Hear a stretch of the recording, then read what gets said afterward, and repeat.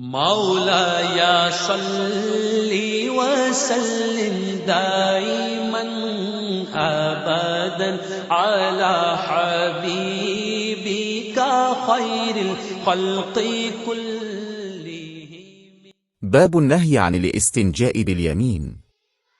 داہنے ہاتھ سے طہارت کرنے کی ممانعت ہے۔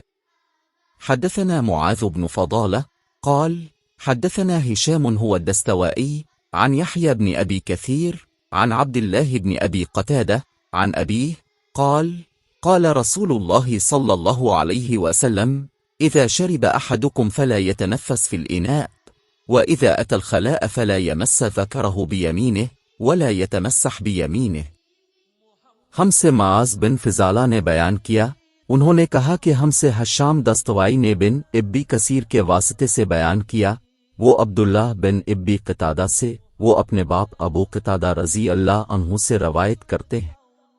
وہ کہتے ہیں کہ رسول اللہ نے فرمایا، جب تم میں سے کوئی پانی پائے تو برتن میں سانس نہ لے، اور جب بیت الخلا میں جائے تو اپنی شرمگاہ کو داہنے ہاتھ سے نہ چھوئے اور نہ داہنے ہاتھ سے استنجا کرے۔